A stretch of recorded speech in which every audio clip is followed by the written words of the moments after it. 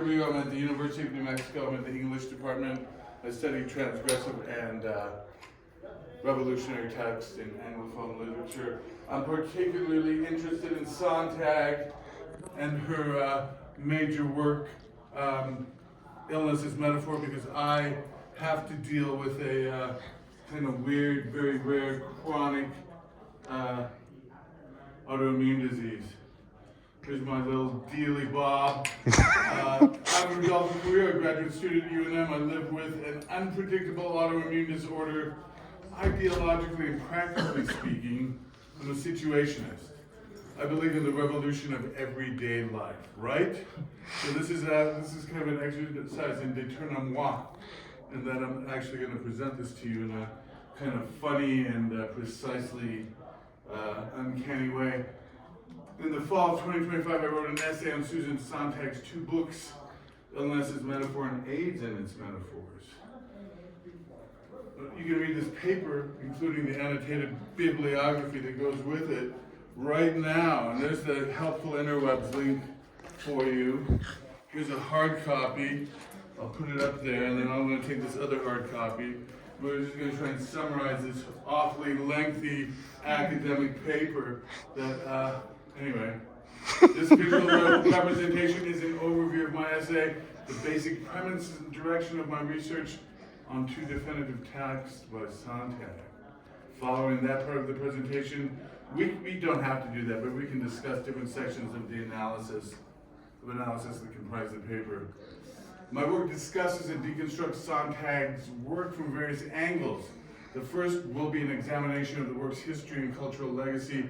That's very important to me. A professor of mine asked the other day how we can stop considering things without historical context, without the cultural legacy. I told him I thought that was effing impossible. And I'm going to repeat that as someone who is very much aware of history and the also on the cultural legacies that we look at as scholars. So I'm really big on that. The second part of the paper deals with the function of illness as a metaphor in current American pharmaceutical advertising. That's a big deal too, because as you recall, Sontag views the metaphors that are used in conjunction with diseases as very pejorative and dangerously limiting to the individual, the culture, and even the state that they're produced in. The third section of my paper, anyway, takes a closer look at the phenomenon that mythologizes illness in postmodern culture and also the apocalypse, consequently, together with, for that inquiry, Terry Gilliam's 12 Monkeys is my target film. To me, that's the ultimate, the beginning point when American culture, Anglophone culture, really starts mythologizing disease and apocalypse. And we're talking about like 30 years ago.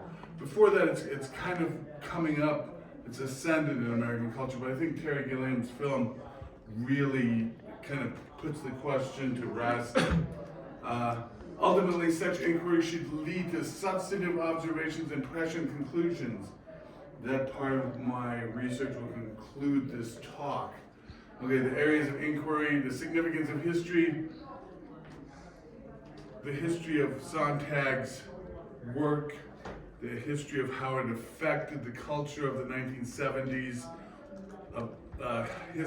Sontag's own history as a cultural commentator and force du jour in New York social and cultural life in the 70s and 80s. And then we're going to talk about the mythology of apocalyptic visions as regard disease and metaphor. And finally, observations, permutations of that whole deal. When I began my critical inquiry of Susan Sontag's books on illness and metaphor, I was sure that, speaking from a broad cultural viewpoint, one could still find relevance in the words and ideas she gave a certain clarity to in the late 70s and early 1980s. This is really important, and this is kind of like the crux of my argument. Recent medical advances have complicated the application of Susan Sontag's Illness as Metaphor, which critiques harmful metaphors like cancer as a war to be fought. While medical process has made some of the old metaphors less relevant, such as the military nature of cancer's treatment, new advances have also complicated the use of the metaphor in the discussion of disease And in fact, according to my research and my beliefs, consequently, the ideology I'm trying to preach here, they've lent power to their expression within the capitalist framework or spectacle. What I want to say is, ideally, to me, what has happened, and I don't mean that ideally like that's what I wanted to happen, but what happened was, now the main metaphor that we see associated with disease is one for opportunity within the spectacle. And that's really manifested in the fact that pharmaceutical companies, huge multi-million-dollar pharmaceutical companies, control the messaging. They're part of the economic capitalist spectacle. They're now given access to miracle technologies, what Sontag would have considered miracle drugs. But I wonder about that, and that's what this research is about. Despite all these changes in the cultural milieu of postmodern America and the change in the nature of how much we all participate in the spectacle, and if you're not familiar with the spectacle, I suggest read De Board. It's a great place to start with that. But I feel like none of us can escape that. At this point, we're born into it. The only thing that's going to end our participation in the spectacle is not resistance or revolution, but a real huge cultural sea change that will change the very social nature of how human beings interact with each other. But until that happens and capitalism is displaced, this is the model that I think we're looking at. Anyway, despite that, Sontag's work is crucial for understanding how metaphorical language can both obscure and shape public and individual understanding of illness. Okay. At the beginning of her landmark journey into the language of disease, Susan Sontag speaks empirically about the two worlds humans inhabit, the kingdom of the well and the kingdom of the sick. Of these two worlds which all must inhabit, the author gravely intones.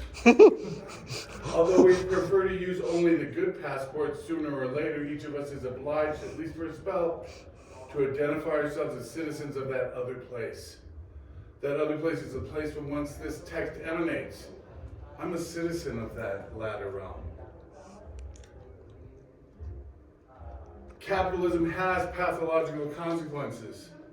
I'm going to point to the Korean German philosopher Byung-Chul Han about the importance of that statement. And what I'm finding is, I live in the midst of a lifelong and serious medical condition while concurrently witnessing and observing the larger world and an American culture around me as it experiences the proliferation of pandemic, potentially apocalyptic disease, while wrapped tightly in the fabric of late-stage capitalism. That's a pathological condition in and of itself. The terms of engagement with regards to disease and metaphor have substantially changed in the half-century since Sontag professed her belief in the power of metaphor as regards the language of human disease. These are new descriptions. This is part of the spectacle. In 2025, medical technology has advanced to the extent that the language used with regards to these chronic illnesses in their description and hence in their manifestation in American culture has radically changed. Cancer is no longer a lonely and lost battle to be fought by outsiders, as it is a cultural challenge to be or become engaged by engaging in privileged consumer entities. Engaged in by privileged consumer entities, us. Doesn't matter what our race or gender or economic status is, we are given access to the spectacle and each of us can become privileged consumer entities. That doesn't mean that they stop discriminating against us because we're black or brown or gay or left-wing or right-wing or whatever. That means that we can participate in the spectacle and distract ourselves from the real political situations that arise around us. Because mediated experience is what it's all about now. And that has very much to do with the way we speak about disease now, metaphorically in American culture. the same can be true about AIDS. I just watched Philadelphia last night with Tom Hanks, and I thought, this is horrible. There was a summer when I was a young man when all kinds of other young men died. And we seem to forget about that, but now we're in a totally different world. AIDS is something that can be conquered and managed like any other chronic disease.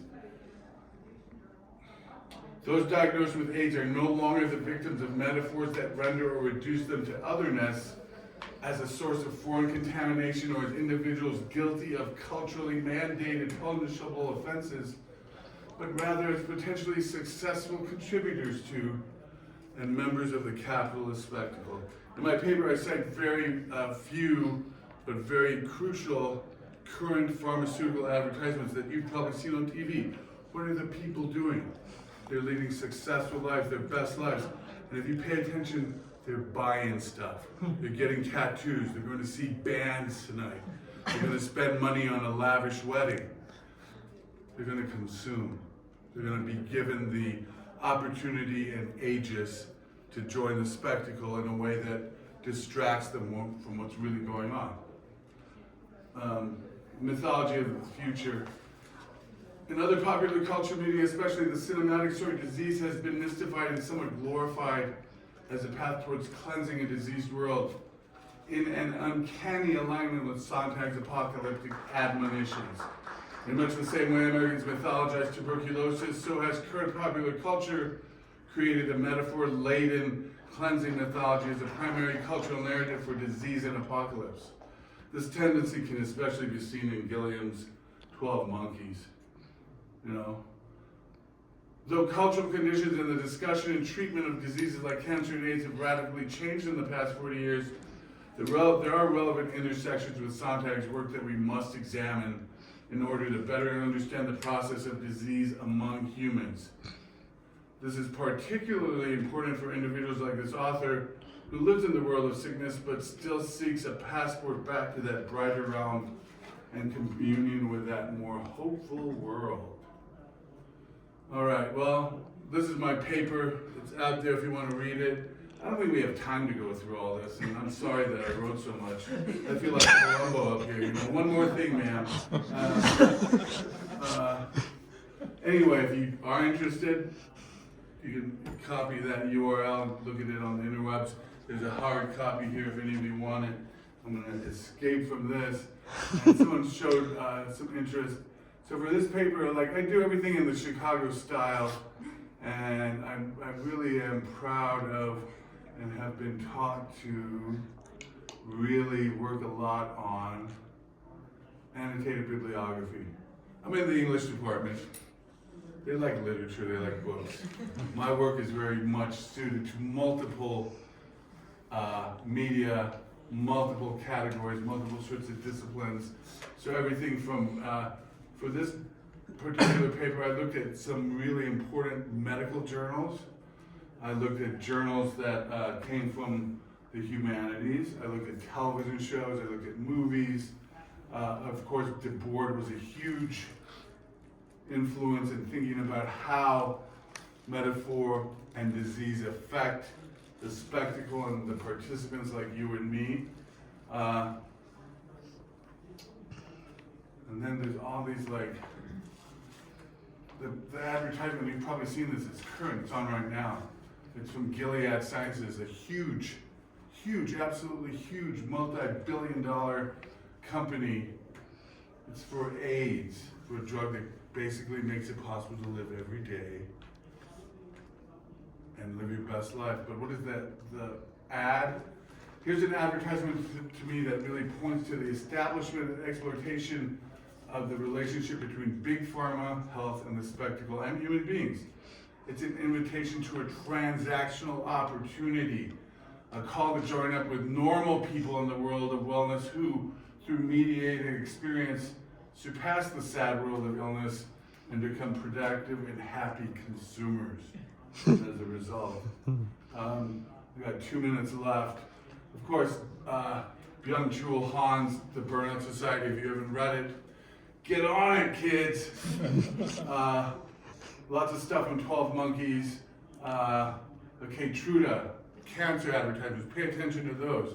Same thing, it's an opportunity to join in a transactional relationship with Big Pharma and your health and become a privileged consumer entity and live fun and exciting times as part of the spectacle. That's about all I have to say. I got about a minute left. I want to dedicate this talk today to my identical twin brother. He was an associate professor of English at the University of Dayton. He and I used to come to this conference every year, starting in about 2010. He took his own life 4 years ago. He stopped coming to conferences for some reason. I got involved with the Department of English at the University of New Mexico. This is my first time back in about 4 years. And I'm really grateful to be here, and thank you, and rock on.